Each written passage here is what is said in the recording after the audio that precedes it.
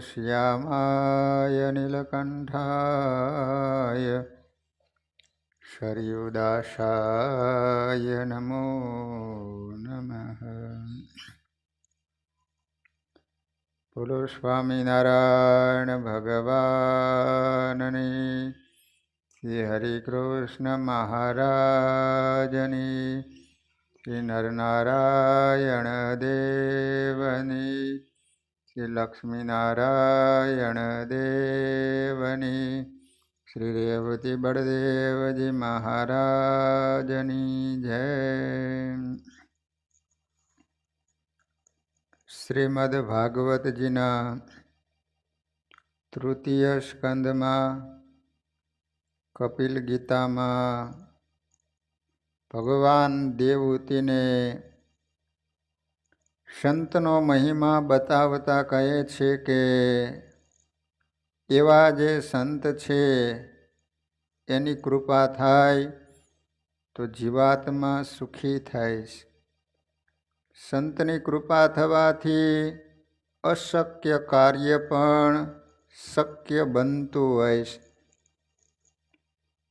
ચરોતરની સીમમાં અને ભાલની ભાગોળમાં તારલિયા સમાન ચળકતું તારાપુર નામનું ગામ છે. તારાપુર ગામમાં થોડા હરિભક્તોનો સમુદાય છે. સૌ સાથે મળીને મંદિર બનાવી રહ્યા છે. મંદિરનું કામ વડતાલના આનંદાનંદ સ્વામીના શિષ્ય બલરામદાસજી કરાવી રહ્યા છે. મંદિરનું બાંધકામ પૂરું થતાં પાટડાની જરૂર પડી. પહેલાંના સમયમાં લાકડાના મંદિર કરતા. હરિભક્તોએ કહ્યું, સ્વામી, પાટડો થાય એવું ઝાડ હરિભક્તોની વાડીઓમાં નથી, પણ એક બારોટના ઘરે છે. પરંતુ હરિભગત નથી એટલે કદાચ ના પણ કહે. સ્વામી એને બોલાવ્યા. બારોટ આવ્યા. સ્વામીએ કહ્યું, તમારે ત્યાં મહોડાનું મોટું વૃક્ષ છે, તે મંદિર માટે આપો. ત્યારે બારોટ કહે, સ્વામી, ભગવાનનું મંદિર થાય છે એટલે હું ના નહીં કહું, લઈ જજો. પરંતુ મારા ઉપર કૃપા કરી મારે ઘેર શેર માટીની ખોટ છે એ પૂરી કરજો. દીકરો નહોતો. તુરત બલરામ સ્વામીની વાણીમાંથી આશીર્વાદ વરસ્યો. જાઓ બારોટજી, તે જ મહુડાનો જીવ તમારે ત્યાં દીકરા રૂપે જન્મ લેશે. તે સાંભળી બારોટ ખૂબ રાજી થયા. પછી સૌ હરિભક્તો એકઠા થઈ મહુડો લેવા સ્વામી સાથે ગયા. ત્યાં જઈને હાથમાં પાણી લઈ સ્વામીએ ઝાડ ઉપર છાંટ્યું અને શરણ મંત્ર બોલ્યા. ઝાડ કપાયું. તે જ દિવસે બારોટની પત્નીને સારા દિવસો દેખાયા. 10મા માસે દેવ સમાન તેજસ્વી બાળકનો જન્મ થયો. પછી બાળકને લઈ બારોટ વડતાલ આવ્યા. બલરામ સ્વામી પાસે વર્તમાન ધરાવી સૌ પરિવાર સત્સંગી બની ગયેલો. સંતની કૃપા થાય તો જેના પ્રારબ્ધમાં દીકરો નહોતો, સ્વામીએ મહુડાનો જીવ હતો એ દીકરા તરીકે એમને ત્યાં આપ્યો. આ રીતે નિષ્કુળાનંદ સ્વામી કહે છે કે કોઈક મોટા પુરુષ રાજી થાય તો અતિ મોટા પુરુષને આશરે રે બળે પૂર્વ જન્મના પાપ અંતકાળે સગું નહીં કોઈનું. સોરઠ પ્રદેશના ગરવા ગિરનારની છાયામાં જુનાગઢ નામનું શહેર આવેલું છે. ત્યાં આપણા મંદિરમાં અચિંત્યાનંદ બ્રહ્મચારી બહુ મોટા વિદ્વાન થઈ ગયા, જેઓએ હરિલીલા કલ્પતરુ નામનો વિશાળ ગ્રંથ સંસ્કૃતમાં બનાવ્યો છે. અને હરિસંભવ મહાકાવ્ય અને જ્ઞાન વિલાસ જેવા ગ્રંથો, અનેક અષ્ટકો તથા કૃષ્ણાનંદ નામના અનેક કીર્તનો પણ બનાવ્યા છે. અખંડાનંદ બ્રહ્મચારી હતા, અચિંત્યાનંદ બ્રહ્મચારી. તેવા મહાન વર્ણિન્દ્રના આશીર્વાદનો એક પ્રસંગ જોઈએ. અચિંત્યાનંદ વર્ણિ કેવળ વિદ્વાન જ નહોતા, પરંતુ મહાન વચનસિદ્ધ સાધુ હતા, બ્રહ્મચારી હતા. તેઓને ઘણા શિષ્યો હતા. તેઓ પણ ભણેલા હતા. સમય જતાં એક મુમુક્ષુ આવ્યો. તેઓને બ્રહ્મચારીની દીક્ષા અપાવીને શાંતાનંદ સ્વામી નામ આપ્યું. નાનપણથી જ ગુરુની સેવામાં જોડાઈ ગયા એટલે ભણી ન શીખ્યા, પરંતુ તેનો એમને અફસોસ પણ નહોતો. તે તો સેવા કરતાં કરતાં ભજન કરતા, ગુરુનો રાજીપો મેળવતા અને તેઓ જ તેમાં મોક્ષ માન્યો હતો. સમય જતાં અચિંત્યાનંદ વર્ણીજી વૃદ્ધ થયા. માંદગી શરૂ થઈ. શાંતાનંદજી તો મહિમા જાણીને રાત્રિ દિવસ તેઓની સેવામાં રહેતા. એના કારણે ગુરુનો અંતરનો રાજીપો તેઓની ઉપર હતો. વર્ણીની બીમારી વધતી ગઈ. તેઓને ખ્યાલ આવી ગયો કે હવે મારો દેહ નહીં રહે. જમવાનું બંધ કર્યું. આ જોઈને શાંતાનંદજીને દુઃખ થયું. તે તો વારંવાર પૂછે, હે ગુરુદેવ, કંઈક મારા હાથનું જમો. શિષ્યના આગ્રહને કારણે માલપુડા બનાવવાનું કહ્યું. તુરંત શાંતાનંદ સ્વામીએ તૈયાર કરી લોટ પલાળી દીધો. બપોરે તો માલપુડા તૈયાર કરી ગુરુને જમાડ્યા, અચિંત્યાનંદ બ્રહ્મચારીને. પછી અચિંત્યાનંદજીએ તેઓને બોલાવ્યા અને કહ્યું, હે શાંતાનંદ, હવે હું મહારાજના ધામમાં જવાનો છું. તમારી સેવાથી હું પ્રસન્ન થયો છું, માટે મારી પાસે તમારી ઈચ્છા હોય તે માગો. ધામમાં જવાની વાત સાંભળીને શાંતાનંદજી રડી પડ્યા, રોવા માંડ્યા. બે હાથ જોડીને બોલ્યા, ગુરુ, તમે ધામમાં જશો પછી હું એકલો થઈ જઈશ. મારા ગુરુ ભાઈઓ તો ગામડાઓ ફરી ફરીને હરિભક્તોને કથા વાર્તા કરીને રાજી કરશે. હું અત્યાર સુધી તમારી સેવામાં રહીને તમને રાજી રાખતો હતો, પરંતુ હવે હું એકલો શું કરીશ? મને કથા વાર્તા પણ આવડતી નથી. મારા ગુરુ ભાઈઓ છે એ તો ભણેલા, કથા વાર્તા કરશે, ગામડામાં ફરશે. શાંતાનંદ વર્ણીનું વચન સાંભળી અચિંત્યાનંદજીના મુખમાંથી આશીર્વાદ નીકળી ગયા. હે શાંતાનંદ, તમોએ મારી નિષ્કામ ભાવથી સેવા કરી છે, માટે હું તમારા ઉપર રાજી થયો છું. તેથી કહું છું કે તમારા જેવો વક્તા કોઈ નહીં થાય. ભણેલા નહોતા, પણ ગુરુએ આશીર્વાદ આપ્યા. તમોને જ સૌ કથા વાર્તા કરવાનું કહેશે. આવું વરદાન આપીને બોલ્યા. એ મહારાજ મને તેડવા પધાર્યા છે, તેથી હું ધામમાં જાઉં છું. ત્યાર પછી શાંતાનંદ વર્ણી ગુરુના આશીર્વાદથી મોટા ભક્ત થયા. એના કારણે વડતાલ દેશના આચાર્ય શ્રી વિહારીલાલજી મહારાજ જ્યાં જાય ત્યાં શાંતાનંદ વર્ણીને સાથે રાખતા અને તેઓને જ કથા કરવા દેતા. જોયું ને ભક્તો, સંતના વચનને ખાતર સરસ્વતીજીને વશ થઈ જવું પડ્યું. એટલે ગુરુ રાજી થયા. કંઈ ભણેલા નહોતા, પણ આશીર્વાદ મળ્યો ને, તો મોટા પુરુષના આશીર્વાદને કારણે પોતે ભણેલા નહોતા તો એ સમયમાં સારામાં સારી કથા કરતા. બોલો, આચાર્ય મહારાજ એમની સાથે જ રાખે. જ્યાં જ્યાં કથા કરવાની થાય તો એમને જ કહે. પ્રથમના 58ના વચનામૃતમાં શ્રીજી મહારાજે કહ્યું છે કે મોટા પુરુષનો રાજીપો થયો હોય તો રાંક હોય તો રાજા થાય, અને ગમે એવા ભૂંડા પ્રારબ્ધ હોય તો રૂડા થાય. તે વિશેનો એક પ્રસંગ જોઈએ. જૂનાગઢમાં દામોદર કુંડની બાજુમાં લાકડાની ભારીઓ લઈને એક મુસ્લિમ મહિલા, એક તેની દીકરી અને એક પુત્ર બેઠા છે, પરંતુ કોઈએ એમના લાકડા વેચાતા લીધા નહીં. એના કારણે ત્રણેયને ઉપવાસ થયા છે, કારણ કે ગરીબીને કારણે ઝૂંપડામાં અનાજનો કણિકોય નહોતો. તેવા સમયમાં ગુણાતીતાનંદ સ્વામી સંતો સાથે નારાયણ ધરે સ્નાન કરવા આવ્યા. સ્નાન કર્યું, સ્વામીને ઠંડી ચડી, મૂર્છા આવી ગઈ. તુરંત સંતો સૂકા લાકડા શોધવા લાગ્યા. એ વાતની આ મુસ્લિમ સ્ત્રીને ખબર પડી એટલે લાકડાઓ લઈને પુત્ર સાથે નારાયણ ધરે આવી સ્વામીને દૂરથી મૂર્છા અવસ્થામાં ધ્રુજતા જોયા એટલે પરિસ્થિતિ જાણી ગઈ. તુરંત એના દીકરાને પૂછવા મોકલ્યો, ફકીર બાબાને તપાડવા હોય તો લાકડા લાવું? છોકરાએ પૂછ્યું. સંતોએ હા કહી. તુરંત લાકડા લાવી તે નાના બાળકે સ્વામીની ચારે બાજુ ગોઠવીને હળગાવ્યા. થોડી વાર થઈ એટલે ગરમીને કારણે સ્વામીને ઠંડી ઉતરી ગઈને આંખો ખોલી ત્યાં તો ચારે બાજુ લાકડા હળગતા હતા. નાનો બાળક સામે ઊભો હતો.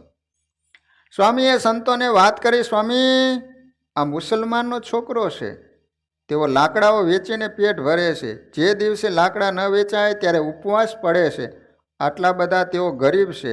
તમને ઠંડી ચડી હતી તે જોઈને તેની માતાએ આ બાળકને લાકડા લઈ તમોને તપાડવા મોકલ્યા છે. એના કારણે તેઓને ઠંડી ઉતરી છે. આવી વાત સાંભળી સ્વામીએ બાળકને પૂછ્યું, છોકરા, તારું નામ શું છે? બાળકે કહ્યું, હે બાબા, મારું નામ બાવલો છે, બાવલો. સ્વામીએ પૂછ્યું, મને તપાડીને લાકડા સળગાવી દીધા, તેથી હવે તમે શું કરશો?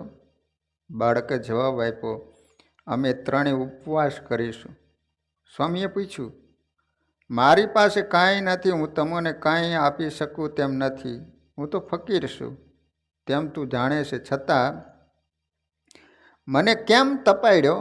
ત્યારે બાળકે સુંદર જવાબ આપ્યો, હે ફકીર બાબા, મારી અમ્માએ મને કહ્યું હતું. મુસ્લિમમાં મમ્મી હોય ને અમ્મા કે. આ બાબા છે એ ખુદાના ફિરસ્તા છે, તે મોટા ઓલિયા છે, તેથી તેઓની સેવા કરીએ તો ખુદાની આપણા ઉપર રહેમ થાય. એટલે ખુદાને રાજી કરવા માટે તમોને તપાડ્યા. નિર્દોષ બાળકની વાણી સાંભળી ગુણાતીતાનંદ સ્વામીના અંતરમાંથી આશીર્વાદ વાણી રૂપે પ્રગટ થયો અને બોલી ગયા, હે બાવલા, આજથી તારા માથેથી ભારો ઉતરી ગયો. જાઓ ત્રણેય ઘરે, હવેથી તમારે લાકડા નહીં કાપવા પડે. બાળક નમસ્કાર કરીને ગયો. એની માતાને આ બધી વાત કરી. પછી ત્રણેય ઘરે ગયા. આજે ઉપવાસ થયો છે. ત્રણેય નાના ઝૂંપડામાં રહે. ઝૂંપડાની બહાર બાવલાની યુવાન બહેન લાડડી બૂન સફાઈ કરી રહી હતી. તે જ સમયે જૂનાગઢના યુવાન વયના નવાબ સાહેબ ઘોડા ગાડીમાં બેસીને ત્યાંથી નીકળ્યા. ગુણાતીતાનંદ સ્વામીના આશીર્વાદને સત્ય કરવા માટે શ્રીહરિએ નવાબની બુદ્ધિમાં પરિવર્તન કર્યું. એના કારણે એક ભિખારણ જેવી સ્વરૂપવાન સ્ત્રીને જોઈ તેની સાથે લગ્ન કરવાની ઈચ્છા થઈ. પછી તે જ દિવસે બાવલાને, તેની બહેનને અને તેની માતાને નવાબ પોતાના મહેલમાં લાવ્યા અને લાડડી બૂન સાથે નવાબે લગ્ન કર્યા અને બાવલાને ભણાવી મોટો દિવાન બનાવ્યો. પછી જૂનાગઢમાં બાવદીન દીવાને કોલેજ બનાવીને પરોપકાર માટે સમર્પણ કરી. આજે એ કોલેજ ચાલુ છે. ગયા છો જૂનાગઢ? તમે જોઈ છે બાવદીન કોલેજ ને? જોઈ?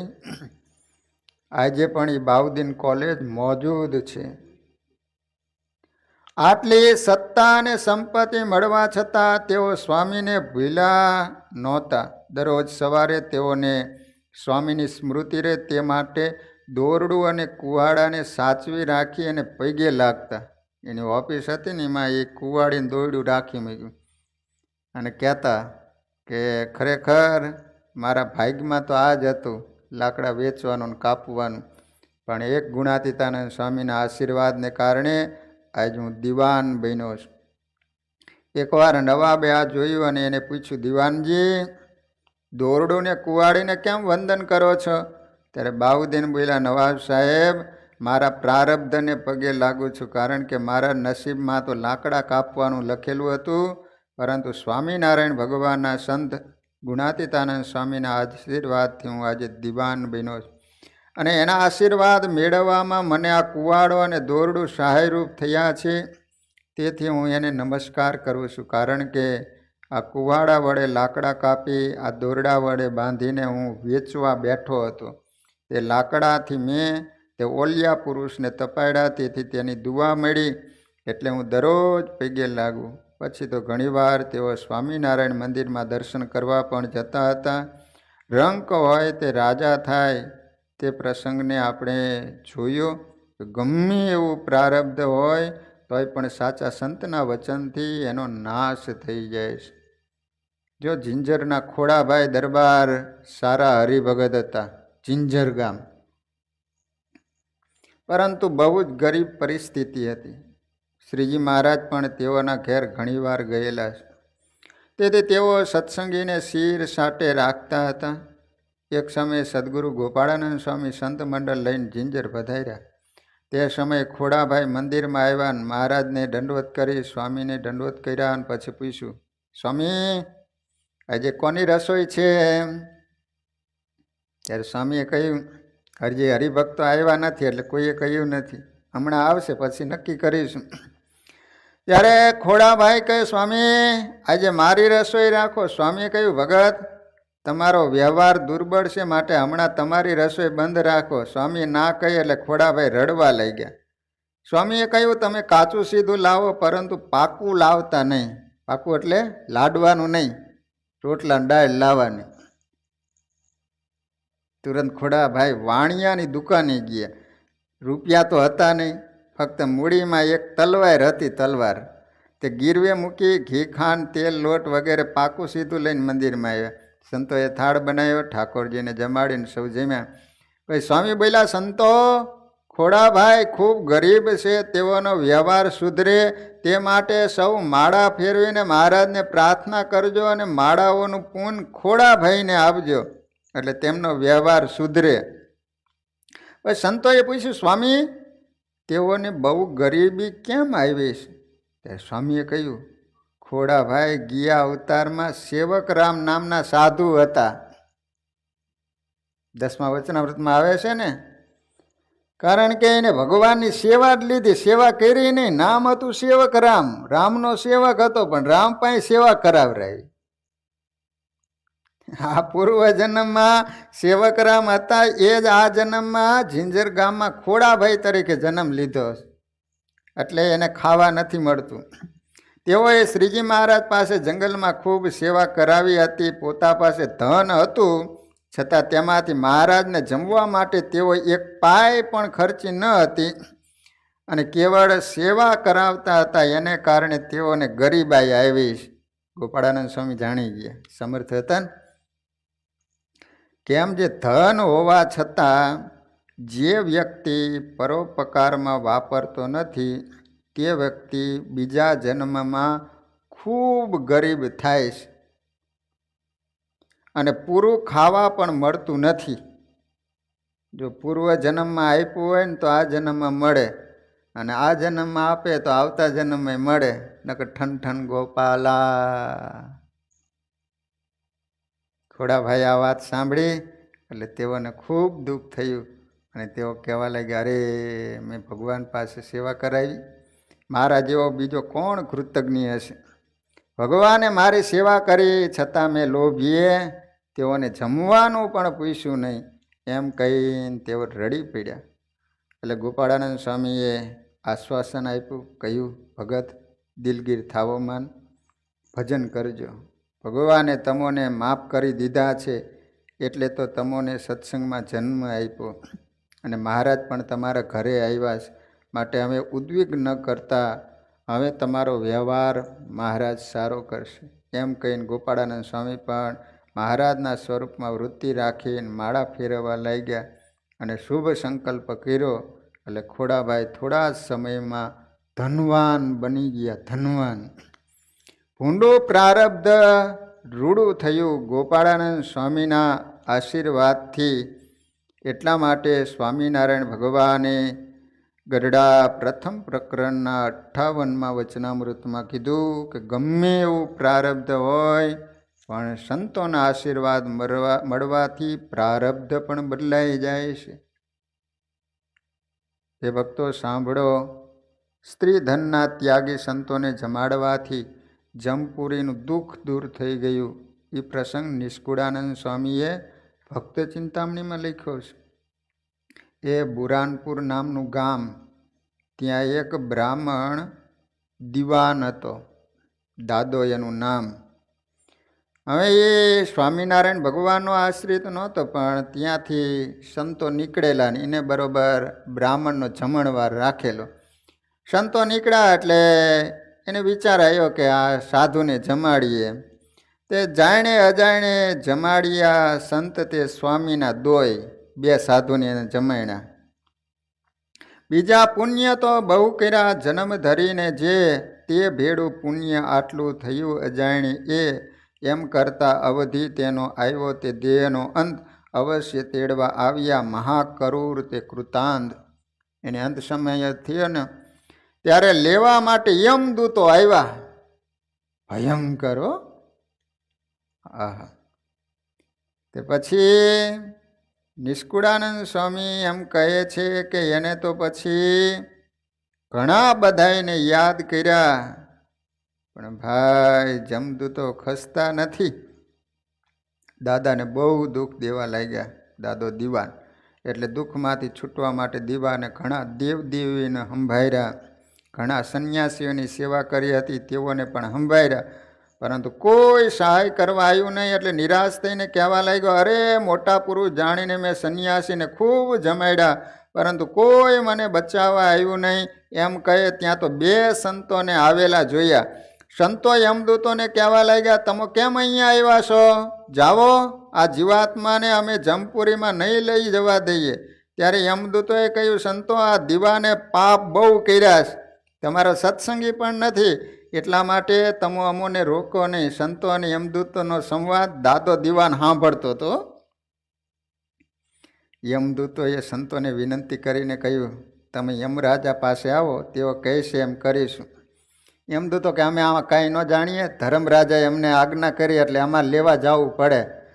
અને જો તમે એમ કહેતા હોય કે અમારો જીવ છે તો પહેલાં તમે ધર્મરાજા પાસે આવીને પાકું કરો, નહીંતર અમને ઠપકો આપે કે લીધા વિના કેમ આવ્યા.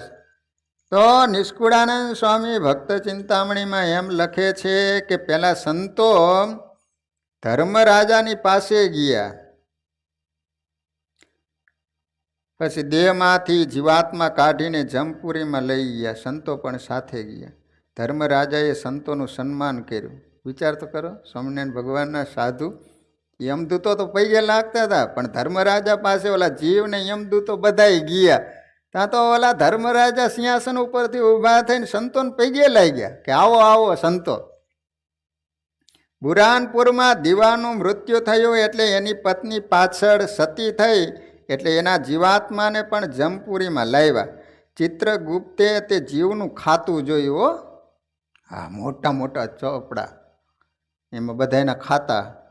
હવે તો ચોપડા કાઢી નહીં કે કોમ્પ્યુટરનો યુગ આવી ગયો છે ને, એટલે કોમ્પ્યુટર રાખ્યા, બધાને ડેટા ફિટ કરીને જાઓ એટલે સીધું તમારું ડેટા ખોલે, બધું તમારું બતાવે, આખી જિંદગીનું શું શું કર્યું હતું.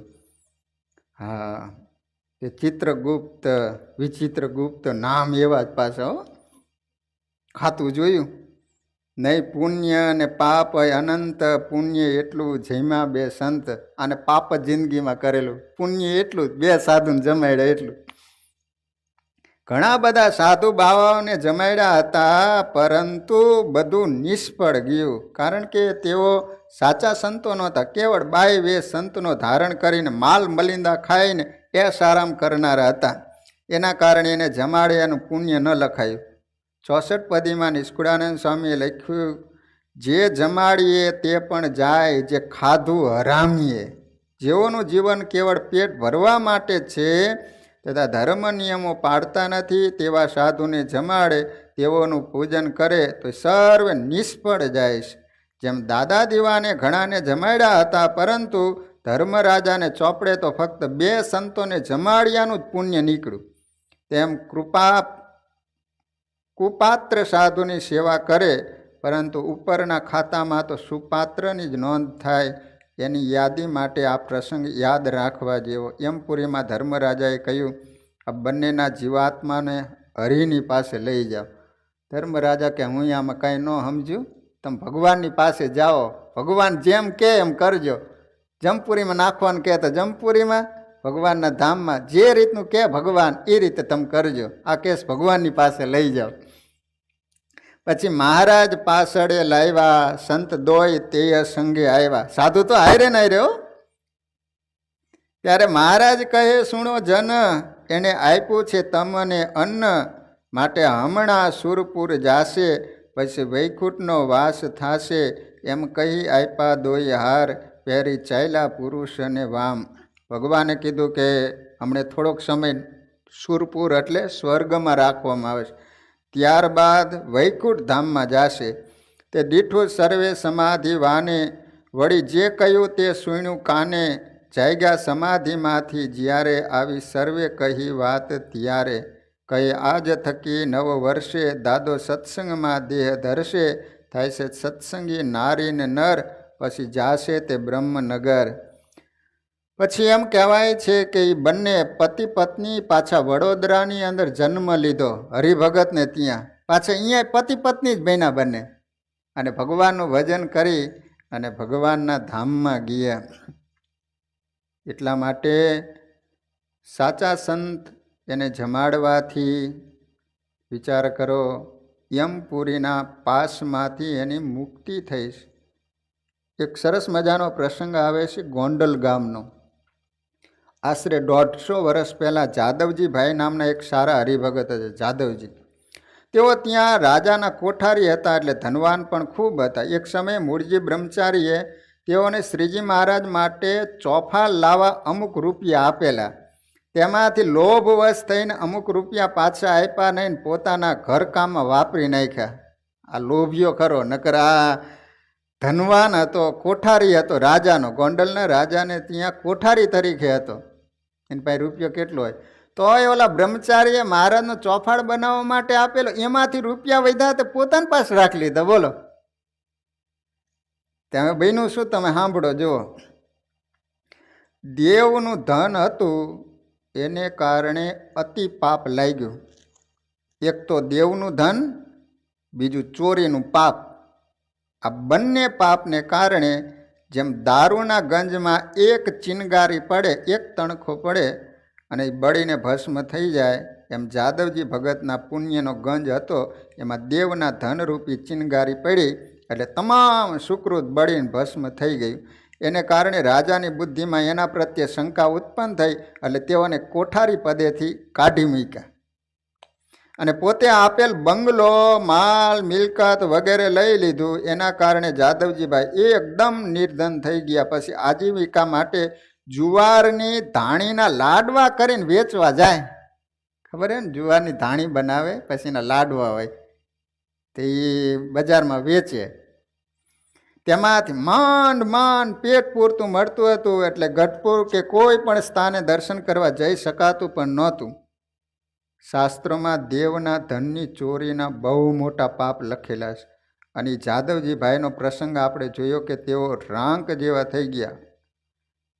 હવે જોઈએ, તેવું મહાન પાપ એક મોટા પુરુષના વચનથી અને એને જમાડવાથી ટળી ગયું. તે સંત હતા સદગુરુ ગોપાળાનંદ સ્વામી. એકવાર સ્વામી સંત મંડળ લઈને ગોંડલ પધાર્યા. દરેક હરિભક્તો દર્શન કરવા આવ્યા. ત્યારે સ્વામીએ પૂછ્યું, જાદવજીભાઈ કેમ નથી આવ્યા? ત્યારે હરિભક્તોએ કહ્યું, સ્વામી, તેઓને દરબારે અધિકાર ઉપરથી ઉઠાડી મૂક્યા, એટલે વ્યવહારે બહુ દુઃખ પડ્યું. સ્વામી બોલ્યા, જાઓ તેઓને બોલાવી લાવો. પછી બોલાવીને લાવ્યા. જાદવજીભાઈ આવીને દંડવત કર્યા, બેઠા. ત્યારે સ્વામીએ તેઓને કહ્યું, શું ધંધો કરો છો? જાદવજીભાઈ કહે, ધાણીના લાડવા કરીને વેચું, તેમાંથી માંડ માંડ પેટ પૂરતું મળે. સ્વામીએ પૂછ્યું, આવી સ્થિતિ કેમ થઈ? જાદવજીભાઈ કહે, રાજાએ કોઠારી પદ લઈ લીધું અને તેઓએ આપેલ મિલકત પણ લઈ લીધી, એટલે આવી સ્થિતિ આવી. સ્વામીએ પૂછ્યું, શું કામ પદ ભ્રષ્ટ કર્યા? ભગત કહે, મારા ઉપર ચોરીની શંકા ગઈ એટલે. સ્વામીએ પૂછ્યું, શું કામ તમારા ઉપર શંકા ગઈ? જાદવજીભાઈ કહે, મને ખબર નથી. ત્યારે સ્વામીએ તેઓને યાદ કરાવીને કહ્યું, ભગત, તમને ખ્યાલ છે? તમોને મૂળજી બ્રહ્મચારીએ મહારાજ માટે ચોફા લાવવા રૂપિયા આપ્યા હતા, એમાંથી અમુક રૂપિયાની ચોરી કરી હતી. એનું ફળ તમે ભોગવી રહ્યા છો. સ્વામીના વચન સાંભળી જાદવજીભાઈને પ્રસંગ યાદ આવ્યો, એટલે એ તો સ્વામીની પાસે રડવા લાગ્યા. પસ્તાવો કરતાં કરતાં સ્વામી પાસે માફી માગવા લાગ્યા. ત્યારે ગોપાળાનંદ સ્વામીનું હૃદય પીગળી ગયું અને કહ્યું, જાદવજીભાઈ, આજની કમાણી જે આવે તેમાંથી તમારી જાતે દળીને લોટ લાવો અને આજે તમે ઉપવાસ કરો. પછી જાદવજીભાઈ ધાણીના લાડુ વેચીને સાંજે શેર જુવાર લઈ જાતે દળી લોટ મંદિરે લાવ્યા, સ્વામીને આપ્યો. સંતોએ રોટલા કરી ઠાકોરજીને ધરાવ્યા. પછી સ્વામી જમ્યા અને એક એક ટુકડો બધાય સંતોને આપ્યો. પછી જાદવજીભાઈને ગોપાળાનંદ સ્વામીએ કહ્યું, હે ભગત, થોડા દિવસમાં તમારો અધિકાર પાછો મળશે. સ્વામીના વચનને કારણે રાજાની બુદ્ધિમાં પરિવર્તન થયું એટલે ફરીને જાદવજીભાઈને કોઠારી તરીકે નિમણૂક થઈ. આ રીતે ગોપાળાનંદ સ્વામીના આશીર્વાદથી પાછા પાટે ચડી ગયા. વાલા ભક્તજનો, આજે ઋષિ પંચમીનો દિવસ છે. તો એક પરબ્રહ્મ ચરિત્ર ભુજથી નંદકિશોર સ્વામી, જે સ્વામિનારાયણ ભગવાને એમને દર્શન આપેલા અને એ સ્વામીએ આ ગ્રંથ બનાવેલો પરબ્રહ્મ ચરિત્ર નામનું પુસ્તક, એની અંદર એ સ્વામીએ બહુ સરસ મજાની વાત લખી છે. શિક્ષાપત્રીમાં કહેલું છે કે અમારે આશ્રિત એવી જે સધવા અને વિધવા એવી જે સ્ત્રીઓ, એને પોતાનું રજસ્વલાપણું કોઈ પ્રકારે ગુપ્ત ન રાખવું. આ મહારાજની આજ્ઞા છે. આમાં કોઈનો વાંકય નથી. આ તો કુદરતે જે નિર્માણ કરેલું છે, પછી એમાં ગુપ્ત રાખવાની ક્યાં વાત છે? અને જે ગુપ્ત રાખે છે એને મહાઘોર પાપ લાગે છે અને યમપુરીમાં અપાર નરકના દુઃખ ભોગવવા પડે છે. ત્યાર પછી એને પશુ આદિક નીચ યોનિમાં જન્મ ધારવા પડે છે. એની પુરાણમાં એક બહુ સુંદર મજાની કથા છે, સાંભળો. પહેલાં સતયુગમાં વિદર્ભ દેશને વિશે એક સુમિત્ર નામનો બ્રાહ્મણ હતો. બ્રાહ્મણનું નામ સુમિત્ર અને જયશ્રી નામની એની પત્ની નામ જયશ્રી. તે બ્રાહ્મણ ધર્મવાળો હતો, પરંતુ એની પત્ની જયશ્રીએ એક વખતે રજસ્વલાના ધર્મનું પાલન કરેલ નહીં અને ઘરમાં રસોઈ આદિ કામ કરતી હતી અને રસોઈ કરીને પોતાના પતિને જમાડતી હતી. તેને એક પુત્ર હતો, એનું નામ હતું સુમતી અને પુત્રનું નામ હતું, પુત્રવધુનું નામ હતું ચંદ્રાવતી. એને એક દીકરો હતો, દીકરાને લગ્ન થઈ ગયેલા. એની વહુનું નામ ચંદ્રાવતી. તેના માત પિતા બંને જણા મૃત્યુ પામ્યા અને રજસ્વલા ધર્મનો લોપ કરવાથી પોતાના પુત્રને ત્યાં જન્મ પામ્યા. પિતા સુમિત્ર સુમતીની ગાયનો પુત્ર ગોધલો થયો અને માતા કુત્રીના જન્મને પામી. અને બળદનો જન્મ આવ્યો અને એની પત્નીને શાનો જન્મ આવ્યો? કુતરીનો. હવે જ્યારે વાછડો મોટો થયો ત્યારે એના નાકમાં નાથ નાખીને ખેતીના કામમાં ચાલતો કર્યો. આખો દિવસ ખેતરે સાતીએ જોડે. એક દિવસ સુમતીએ પોતાની પત્નીને કહ્યું કે આજે મારા પિતાની મરણ તિથિ છે. છોકરાને તો ખબર નથી મારો બાપો જ છે. એટલે બાપાની તિથિ આવી ને ત્યારે દીકરાએ વહુને કીધું કે જો આજે મારા મા બાપની તિથિ છે, તો શ્રાદ્ધ નિમિત્તે સારી રસોઈ કરીને 5 બ્રાહ્મણને જમાડજે અને હું ખેતરમાં ખેડવા જાઉં તે સાંજે આવીશ. એમ કહીને ખેતરે ગયો. વાસે પત્નીએ દૂધ પાક, લાડુ, પૂરી આદિ ઉત્તમ રસોઈ કરી અને પોતે ઘરના બીજા કામમાં વળગી. એવામાં દરવાજામાં બેઠેલી પેલી કુતરીએ ઉપરથી સર્પની લાળ દૂધપાકમાં પડતી દેખી. તેથી વિચાર થયો છે આ મારા પતિના શ્રાદ્ધના નિમિત્તે બ્રહ્મ ભોજનને માટે વહુએ રસોઈ કરી અને આ સર્પની લાળ પડી એની ખબર નથી અને બ્રાહ્મણો જમશે એટલે તત્કાળ મરણ પામશે. તેથી એક તો પૂર્વના પાપથી હું આ દુઃખ ભોગવી રહી છું અને વળી બ્રાહ્મણો માર્યાનું પણ પાપ લાગશે, તો એ પાપથી છૂટીશું ક્યારે? માટે રસોઈને અભડાવી નાખું. એમ વિચારીને છાની માની રસોડામાં જઈ બધી રસોઈના પાત્રમાં પૂંછડું પગ આદિ બોળીને બગાડી નાખ્યું. તેને એ ચંદ્રાવતીએ જોયું. એને તો ખબર નહોતી આ મારી સાસુ છે, એ કુતરી છે. હા, એટલે ક્રોધે કરીને બોલી છે, અરે આ રાંડ કુતરીએ બધી રસોઈ બગાડી દીધી, માટે રાંડને મારું.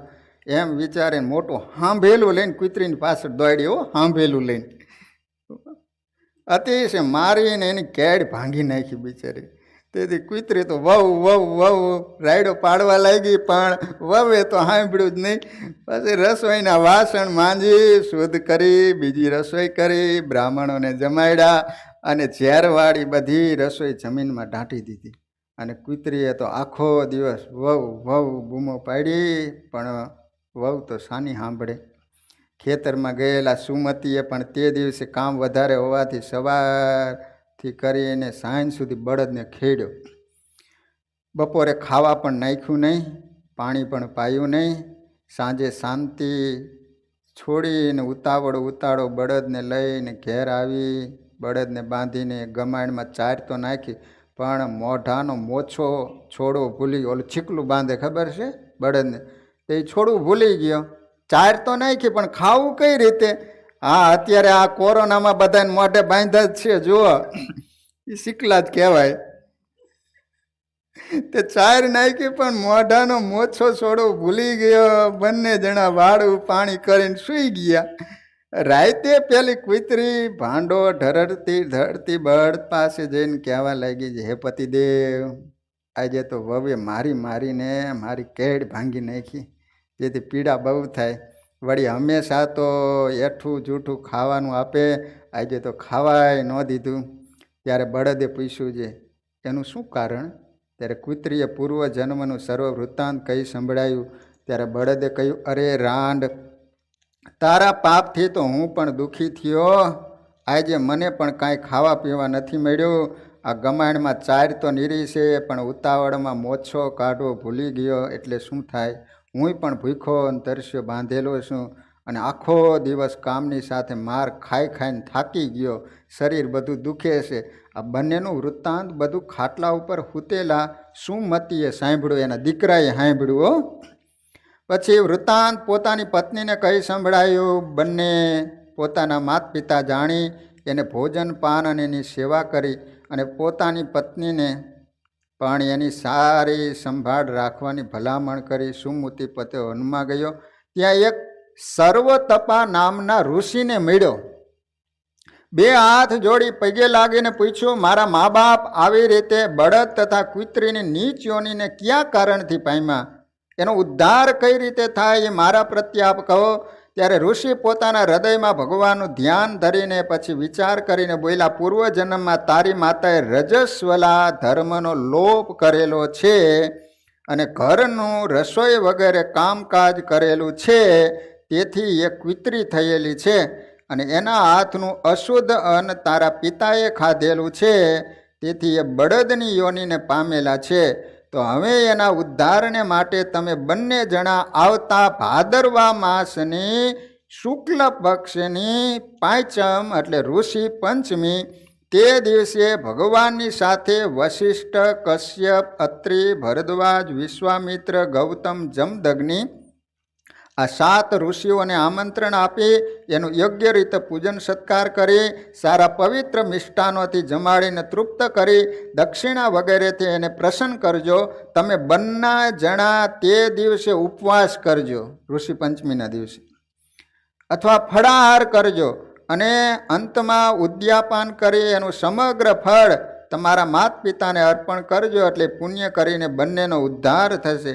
કારણ કે ઇન્દ્રે પોતાને લાગેલી બ્રહ્મ હત્યાનો ચોથો ભાગ બ્રહ્માની આજ્ઞાથી સ્ત્રીઓને આપેલો છે. તેથી તે સ્ત્રીને માસે માસે રજ રૂપે બ્રહ્મ હત્યાનો દોષ જોવામાં આવે છે. બોલો, ઇન્દ્રે બ્રાહ્મણને મારી નાખેલા એ બ્રહ્મ હત્યા એને લાગેલી. એના 4 વિભાગ કર્યા. પાણીની અંદર જે ઓલા પરપોટા દેખાય છે એ બ્રહ્મ હત્યાનો ભાગ છે. પછી જમીનની અંદર ખાડા દેખાય છે એ બ્રહ્મ હત્યાનો ભાગ છે. પછી વૃક્ષ હોય એને ઓલો ગુંદ નીકળે ને એ પણ એક બ્રહ્મ હત્યાનો ભાગ છે. અને ચોથો ભાગ બહેનોને આપ્યો, જે રજસ્વલા રૂપે દેખાય છે એ બ્રહ્મ હત્યાનો ભાગ છે. બોલો, ઇન્દ્રને બ્રહ્મ હત્યા લાગી અને બહેનોને આ સજા ફટકારી. તેણે કરીને તે સ્ત્રીને પ્રથમ દિવસે એટલે 4 દિવસે પોતે વસ્ત્રે સહિત સ્નાન કરી અને શુદ્ધ થાય છે. માટે સ્ત્રીઓએ પોતાનું રજસ્વલાપણું ક્યારેય પણ ગુપ્ત રાખવું નહીં. 3 દિવસ પર્યંત કોઈ વસ્ત્ર, પાત્ર કે મનુષ્ય આદિકને જાણીને અડવું નહીં. અને ક્યારેક અજાણ્યમાં એનો સ્પર્શ થઈ ગયો હોય તો એની શુદ્ધિને માટે ઋષિ પંચમીનું વ્રત અવશ્ય કરવું જોઈએ. તો એને કરીને એ દોષની શુદ્ધિ થઈ જાય છે. એ વાત સાંભળીને સુમતિ ઘરે આવ્યો. સર્વે વૃત્તાંત પોતાની પત્નીને કહ્યું. બંને જણાએ વ્રત કરી એનું પુણ્ય પોતાના માતા પિતાને આપી પગે લાગીને અપરાધની ક્ષમા માગી. એટલે કૂતરીનો અને બળદનો દેહ પડી ગયો. દિવ્ય દેહને પામીને વિમાનમાં બેસીને સ્વર્ગને પામ્યા. માટે ડાયાજનોએ વ્રત અવશ્ય કરવું જોઈએ અને એ વ્રતની કથાનું શ્રવણ કરવું. અને એ જ ઋષિ પંચમીનું પવિત્ર વ્રત તેને જો ભગવાન સ્વામિનારાયણની પ્રસન્નતાને માટે ભક્તિએ સહિત કરે તો એ વ્રતને કરનાર સ્ત્રી પોતાના પતિની સાથે આત્યંતિક મોક્ષ ભગવાનનું અક્ષરધામ એને અવશ્ય પામે છે. અને 10 પૂર્વની અને પછીની 10 અને પોતે એમ 21 પેઢીનો ઉદ્ધાર થાય છે. એટલે વાલા ભક્તજનો, આ ભાદરવા મહિનાની પાંચમ એટલે ઋષિ પંચમી ગ્રહસ્થોએ ખાસ આ દિવસે ફરાળ કરવું જોઈએ, અનાજ જમાય નહીં. એટલે કદાચ જાણતા અજાણતા બહેનોથી ભૂલ થઈ ગઈ હોય તો એ દોષમાંથી મુક્ત થઈ જાય. એટલે આજે વાલા ભક્તજનો ઋષિ પંચમીનો દિવસ હતો. બધા હરિભક્તોએ આ વ્રત કર્યું જ હશે. ન કરતા હોય તો આવતા વર્ષથી ચાલુ કરજો. વાલા ભક્તજનો, કથાનો સમય પૂરો. હરિસ્મરણ સાથે કથાને વિરામ. શ્રીપતિમ શ્રીધરમ સર્વદેવેશ્વરમ ભક્તિધરમ આત્મજમ વાસુદેવમરી માધવમ કેશવમ કામદમ કારણ સ્વામિનારાયણ નીલકંઠમ ભજે સહજાન. સ્વામિનારાયણ સ્વામિનારાયણ સ્વામિનારાયણ સ્વામિનારાયણ સ્વામિનારાયણ.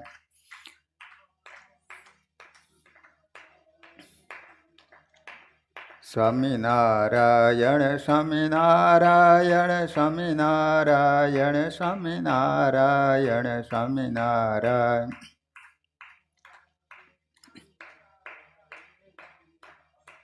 સ્વામિનારાયણ સ્વામિનારાયણ સ્વામિનારાયણ સ્વામી. સ્વામિનારાયણ સ્વામિનારાયણ સ્વામિનારાયણ. સ્વામિનારાયણ સ્વામિનારાયણ સ્વામિનારાયણ સ્વામી. સ્વામિનારાયણ સ્વામિનારાયણ સ્વામિનારાયણ. સહજાન મહારાજની જય. હરિ કૃષ્ણ મહારાજની. નરનારાયણ દેવની. લક્ષ્મીનારાયણ દેવની. રેવતી બળદેવજી મહારાજની. બધા જ હરિભક્તોને ઘણા ભાવથી જય સ્વામિનારાયણ.